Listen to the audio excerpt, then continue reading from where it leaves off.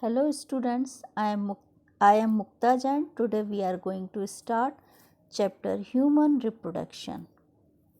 In our previous video, we are discussed about male and female reproductive system, formation of gametes and menstruation cycle. In this video, we will discuss about fertilization and implantation. What do you mean by fertilization? Fertilization, the process of fusion of sperm and ova, is known as fertilization.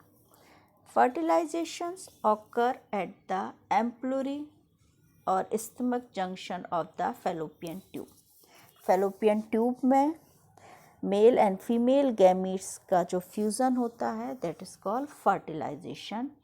During fertilisation the sperm induce changes in the zona pellucida में change होता है and block the entry of other sperm, और ये other sperms की एंट्री को block कर देता है. This ensure that only one sperm fertilise an ovum, जिससे एक ओवम को एक ही स्पर्म फर्टिलाइज करता है. एक्रोसोम जो स्पर्म के हेड पर प्रेजेंट होता है, cap like structure, help the sperm entry to the cytoplasm of the ovum, और ये उसके ओवम के साइटोप्लाज्म में एंटर होने में हेल्प करता है. Look at the diagram of sperm, acrosome, nucleus, collar जो मिडिल पीस जिसको हम बोलते हैं जहाँ माइटोकॉन्ड्रिया होता है, और टेल पीस ये जब स्पर्म्स रहेगा ये आपका ओवा को जब फर्टिलाइज करेगा तो वो वाला structure. Now the complications of second mitotic division of the secondary oocyte.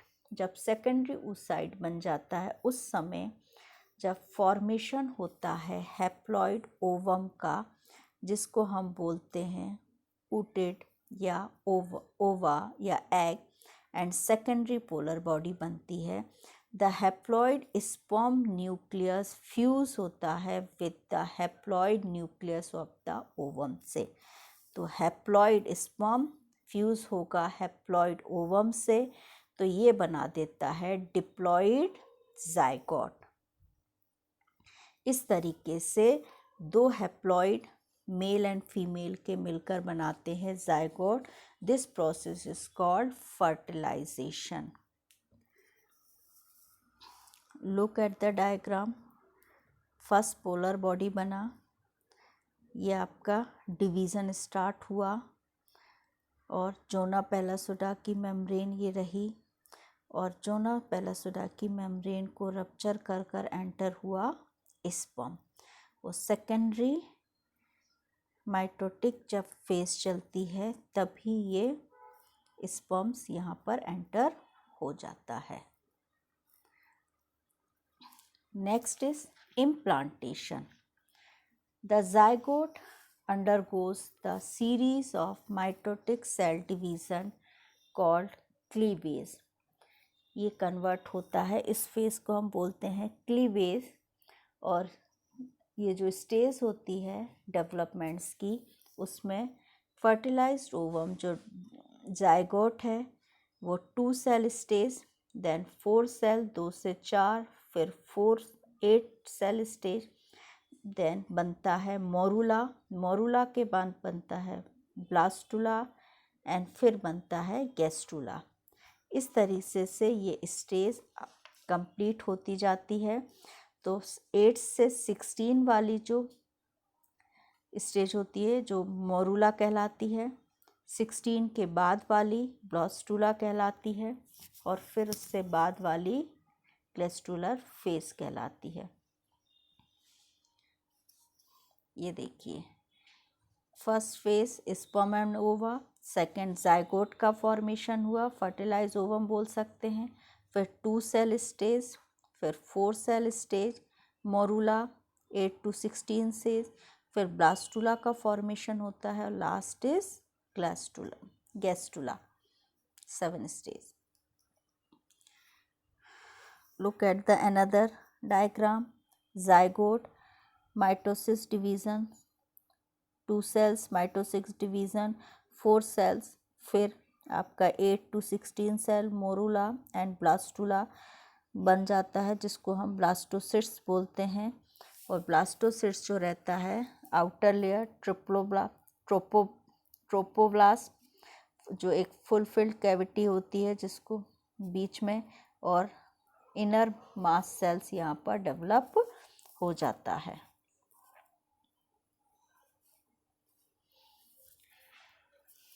In the implantation, the cell of blastocysts are arranged into outer layer, जिसको मैंने बताया भी आपको, ट्रोपोब्लास्ट, इनर सेल मास रहेगा इसमें, और फुलफिल्ड कैविटी रहती है.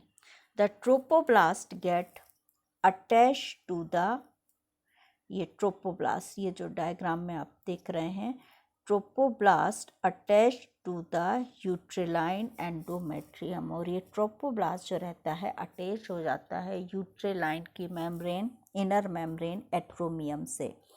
The process is called implantation. इस तरीके से ट्रोपोब्लास्ट का जो अटैचमेंट होता है यूट्रिलाइन वॉल से, उस प्रोसेस को हम बोलते हैं implantation. This leads to pregnancy. The inner cell mass get differentiate to form the embryo. और inner cell mass जो होता है ये कन्वर्ट हो जाता है, डिफ्रेंशिएट हो जाता है एम्ब्रियो में.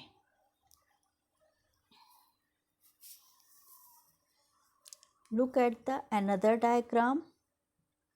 ओवरी से oocyte रिलीज हुआ और ये after fertilisation 2 cell stage, 4 cell stage,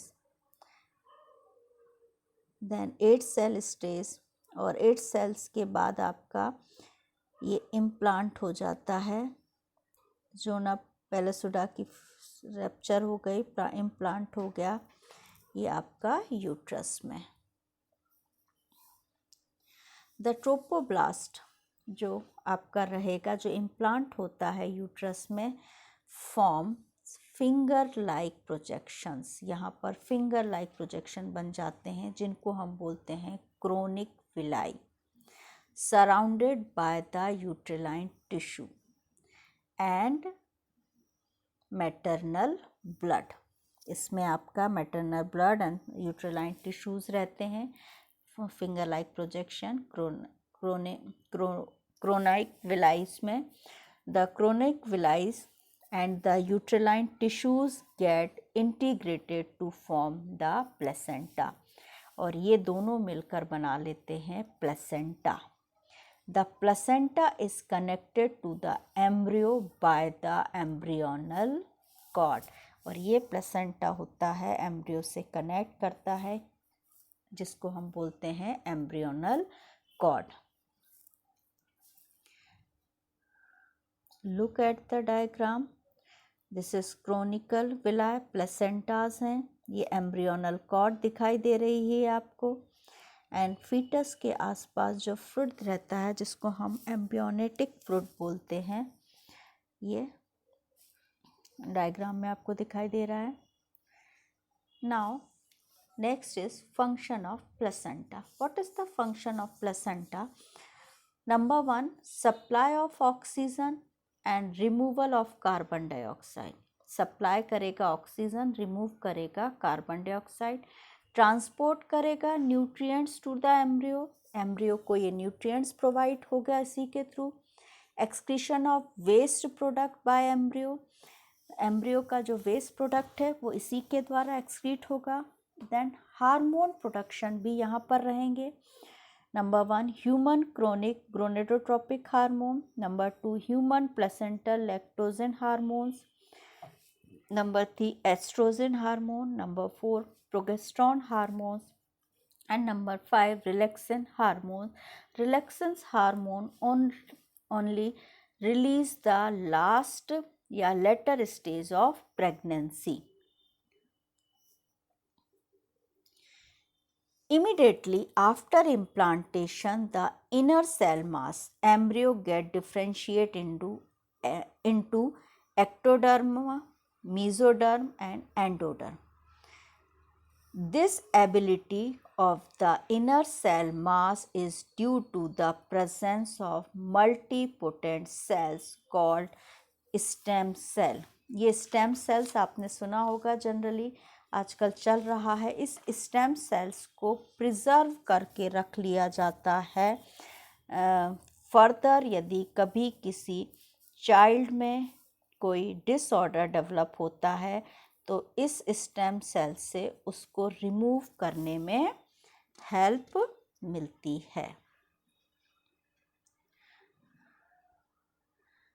Look at the diagram. Human fetus within the uterus. Cervix दिखाई दे रहा है, प्लेसेंटा आपको दिखाई दे रहा है. यहाँ पर यूट्रलाइन कैविटी है और एम्ब्रियोनिक कैविटी है और this is foetus. Now next is parsulation. Parsulation, human pregnancy has the duration of 9 months. This duration is called gestation period. इस period को gestation period बोला जाता है. जनरली human beings में ये 9 month का होता है. At the end of this period, vigorous uterine contractile lead to the delivery of the fetus. This process is called parsulation. Parsulation is started by the signal from the developed fetus and the placenta, which produce the fetal ejection reflex. ये जो रहेगा parsulation, this cause the release of oxytocin hormones from the pituitary. जो oxytocin hormone होता है only pregnancy time में या delivery time में secrete होता है और ये जो स्ट्रॉन्ग कॉन्ट्रैक्शन प्रोवाइड होता है यूट्रलाइन कॉन्ट्रैक्शन जो यूट्रस को मिलता है वो इसी ऑक्सीटोसिन हार्मोन के द्वारा मिलता है. This lead to the explosions of the baby along with the placenta. और इस कॉन्ट्रैक्शन के द्वारा जो बेबी रहता है विद द प्लेसेंटा बॉडी से बाहर हो जाता है. The last topic in this chapter, lactation. During pregnancy the mammary gland undergoes differentiation and milk is produced during the end of pregnancy. End of pregnancy में mammary gland से ये milk का जो फॉर्मेशन होता है that is called lactation. The milk produce during the first few days of the lactation. Lactation के जो few days starting के होते हैं जो आप रिलीज होता है milk that is called colostrum. ये कोलेस्ट्रॉम जो होता है content several antibodies that at the newborn to develop immunity. और ये न्यूबॉर्न्स में जो इम्यूनिटी डेवलप होती है इसी कोलेस्ट्रॉम के द्वारा डेवलप होती है. इसलिए जनरली बोला जाता है कि आफ्टर चाइल्ड बर्थ जो मदर फीड है वो बेबी को देना चाहिए क्योंकि वो उसमें एंटीबॉडीज़ होते हैं जो उस बेबी के इम्यूनिटी को स्ट्रॉन्ग करते हैं. Okay, thank you.